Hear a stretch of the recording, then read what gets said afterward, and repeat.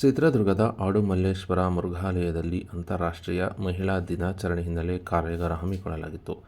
ಸೋಮವಾರ ಮಧ್ಯಾಹ್ನ 3 ಗಂಟೆಗೆ ವಿಮುಕ್ತಿ ವಿದ್ಯಾಸಂಸ್ಥೆ, ಧಮ್ಮಕೇಂದ್ರ ಚಿತ್ರದುರ್ಗ ಹಾಗೂ ಅಪಿ ವಿಸ್ತಾರ ಚಿತ್ರದುರ್ಗ ಇವರ ಸಂಯುಕ್ತಾಶ್ರಯದಲ್ಲಿ 20 ಹಳ್ಳಿಗಳ ಮತ್ತು 5 ಮಹಿಳಾ ಸ್ವಯಂ ಸೇವಕರಿಗೆ ಅಂತಾರಾಷ್ಟ್ರೀಯ ಮಹಿಳಾ ದಿನಾಚರಣೆ ಹಿನ್ನೆಲೆ ಒಂದು ದಿನದ ಕಾರ್ಯಾಗಾರ ಹಮ್ಮಿಕೊಂಡಿದ್ದು, ವಿವಿಧ ರೀತಿಯ ಪ್ರಾಣಿ ಪಕ್ಷಿಗಳನ್ನು ನೋಡುವುದರ ಜೊತೆಗೆ 3 ರೀತಿಯ ಮನೋರಂಜನಾ ಆಟಗಳನ್ನು ಏರ್ಪಡಿಸಲಾಗಿತ್ತು.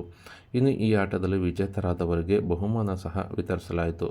ನಂತರ ಅಂತಾರಾಷ್ಟ್ರೀಯ ಮಹಿಳಾ ದಿನಾಚರಣೆ ಶುಭಾಶಯಗಳನ್ನು ಕೋರುತ್ತಾ ಎಲ್ಲ ಮಹಿಳಾ ಸ್ವಯಂ ಸೇವಕರಿಗೆ ಮಾಹಿತಿ ನೀಡಲಾಯಿತು.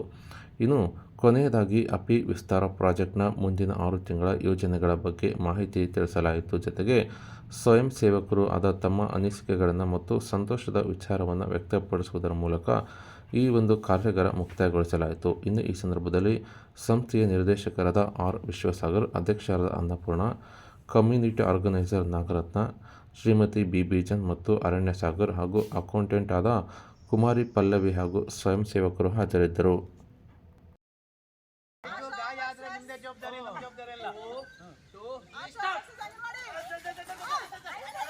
ನಾವು 6 ತಿಂಗಳ ಒಂದು ಟ್ರಯಲ್ ಪೀರಿಯಡ್ ಅಂತ ಹೇಳಿ ನಾವು ಮುಗಿಸಿದ್ವಿ. ಅಂದ್ರೆ ಒಂದು ಮೊದಲ ಹಂತದ ಒಂದು 6 ತಿಂಗಳು ನಾವು ಆಗಸ್ಟ್ ಇಂದ ಜನವರಿವರೆಗೆ ಈ ಕಾರ್ಯಕ್ರಮವನ್ನ ಮಾಡಿದ್ದೀವಿ.